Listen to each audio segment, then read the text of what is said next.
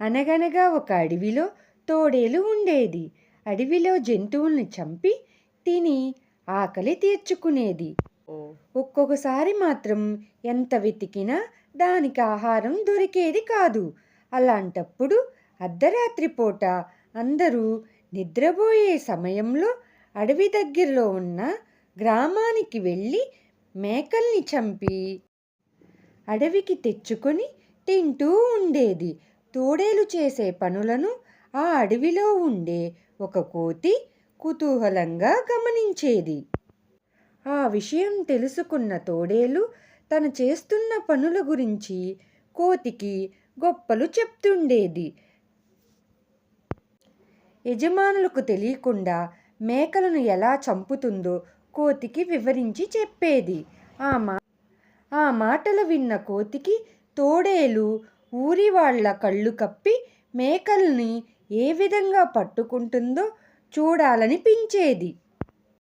ఒకరోజు కోతి ఇలా అన్నది, నువ్వు ఆ గ్రామానికి వెళ్ళేటప్పుడు నన్ను కూడా తీసుకువెళతావా? నీ పనితనం చూడాలని ఉంది అని తోడేలును అడిగింది. దానికి తోడేలు, ఈ రాత్రికే నిన్ను తీసుకువెళతాను, సిద్ధంగా ఉండు అని చెప్పింది. తన ముచ్చట తీరబోతున్నందుకు ఆ కోతి చాలా మురిసిపోయింది. ఈ లోపల తమ మేకలు అప్పుడప్పుడు మాయమవుతున్నాయి. ఊరివారు గమనించారు. ఆ సంగతి ఏంటో తెలుసుకోవాలని కొందరు యువకులు మేకలను కాపలా గాయసాగారు. ఆ విషయం తెలియని తోడేలు కోతితో కలిసి ఆ ఊరిలోకి ప్రవేశించింది. మేకలను తినటానికి వాటి దగ్గరకు తోడేలు వెళ్ళటాన్ని ఆ యువకులు గమనించారు. మేకలు ఎలా మాయమవుతున్నాయో వారికి అర్థమైంది. వెంటనే తోడేలు పైన కర్రతో దాడి చేశారు. పక్కనే ఉన్న కోతిని కూడా కొట్టసాగారు.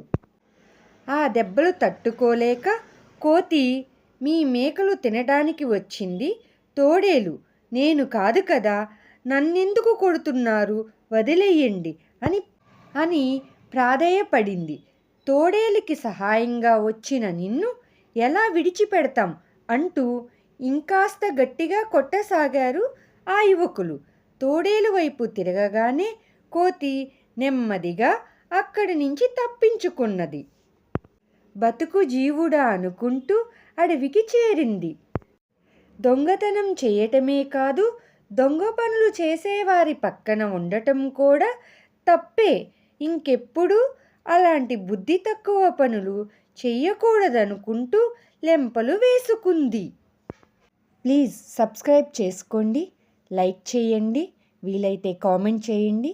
Please friends.